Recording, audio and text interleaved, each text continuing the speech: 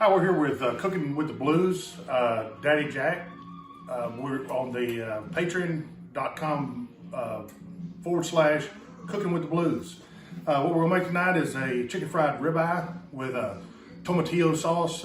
It's called Tampiqueño sauce. It means in the style of Tampico style.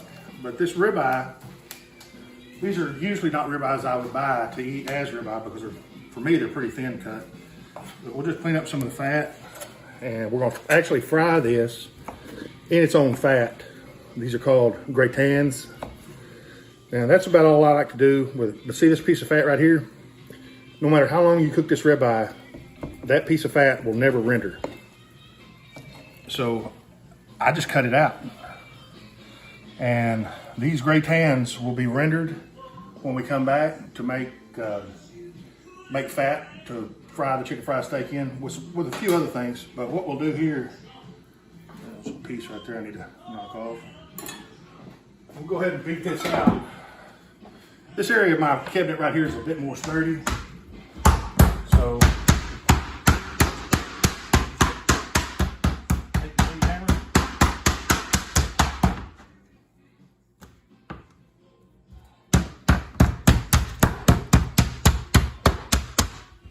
That's good.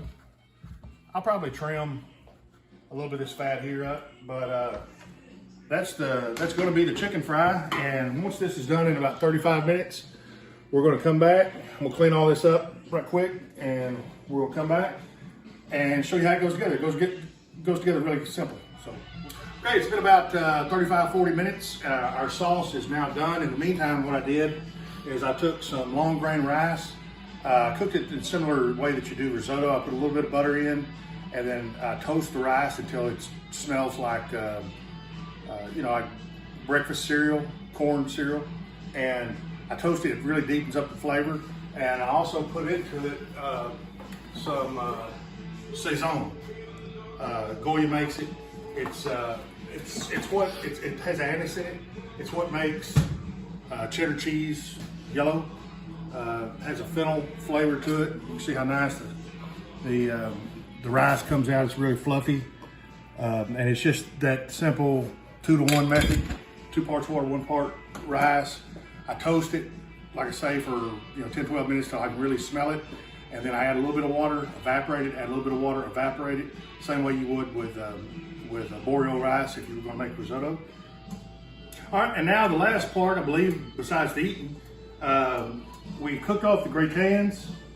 My boy is in there eating those right now. That's really the only part of the steak he really loves. So we'll just, our tenderized and flattened out ribeye here, season it up, a little bit of this, and then rather than on the meat, I like to put Jack's blackened seasoning in the oil. This oil has some bacon fat in it. It has some rendered beef fat in it. And it has some of the salad oil, pure olive oil mix, not extra virgin olive oil, that'll burn. And you don't have to, season both sides if you want to. I don't think it's that necessary. But in any case, I'll get this all breaded up. Shake it off, get it into the egg. Both sides, real nice. Make sure you get everything back into the bread. And I can hear my pan popping over there, so that means it's ready. So now what I'll do is, the way you know when your oil is exactly ready for you to put your meat in, and we're cooking this on high heat. We'll put a pat of butter in it, and when you hear that stop fizzing in just a second, that oil will be ready for the meat.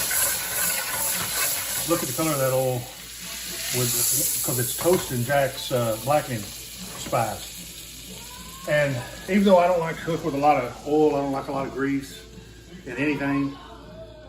See, it just went quiet. It's probably go a little bit more. It's ready.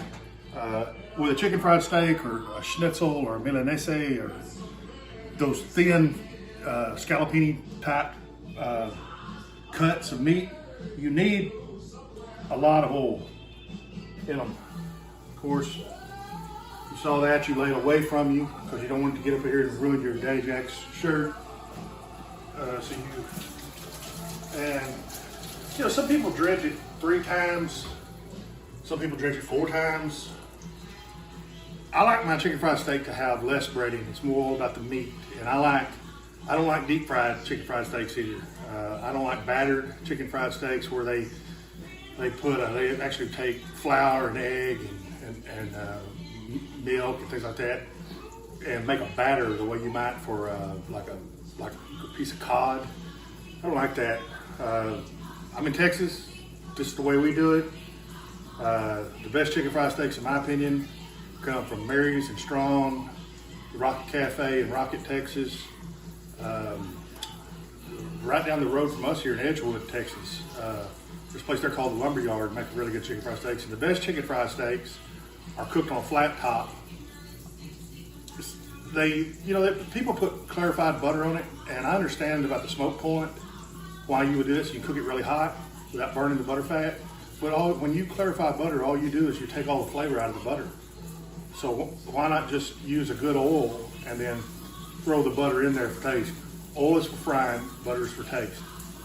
And you can see here with the chicken fry, the blood is starting to come. This is not a non-stick skillet. So the way that you make a regular skillet, a non-stick skillet, is you put it on high, and there's 2 things that make your skillet not stick: high temperature and movement. So you don't want to flip this thing back and forth because the breading will fall off, flour fall off. So if you already got the temperature, so you just move it just like that. So you can turn it all the way around if you want to. See that? And all you're doing is you're maximizing the surface level, or the surface on your chicken fried steak. You're cooking every little piece of it up in those crooks and nannies or whatever they call that. And just keep it moving, but you don't pick it up until it's ready. And you'll see when it's ready, if you want to come in here close. The lighting's not good in here, I understand. But you see this area right here? It's coming up on the meat. That's when it's ready to flip. Look at that. I told you things don't burn me. Let's see what the bottom side looks like now that it looks like it's set. Well, it looks perfect. What it does. Boy.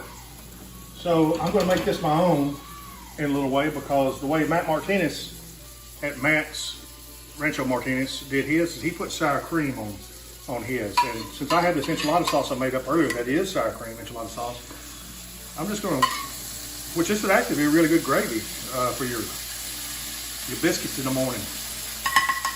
I'm going to put that on there. Then I'm going to put some of our Tampiqueño sauce that we made earlier, our tomatillos, and not that much. And I know all about queso asadero and the other cheeses that you might, a lot of people put on these. That's fine, I like those too. But in this case, it's going to be white American cheese. It's the best, so that's what I'm using. You can use queso quesadilla, queso asadero, a number of different cheeses. But as far as the melting, the soy lysine, I think it's what it's called. It's an emulsifier. It makes this cheese melt perfectly. And so I'm going to put it in the movement and heat, and I'm going to put it in the oven to finish it off. And we're going to be back here in about 120 seconds, and it's going to be ready to go. All right, and the final episode here, I guess you'd say, we're going to pull the chicken fry out. And it looks just about exactly like what I thought it was going to do. At this point, we have to switch over to a spatula. Don't forget about that cheese on the side. That's the good stuff. A chicken fry as big as the plate. Chicken fried steak as big as the plate. Put that in there. And then we'll get a spoon of our Saison rice. Get it in there. Chicken fried steak as big as the plate. And garnish with just a little bit of cilantro. There it is. And This is a tribute to Matt Martinez at Matt's Rancho Martinez in Dallas, as well as Austin and a few other locations around. Rest in peace. Made some great food, taught me how to cook a lot, develop my own taste. For instance, he put pecans in his chili rellenos and raisins. Never seen anything like it. Jack, everybody check out patreon.com / Cooking with the Blues. He has paraphernalia and things like that on there to buy at cookingwiththebluesnewlondon.com. Thank y'all.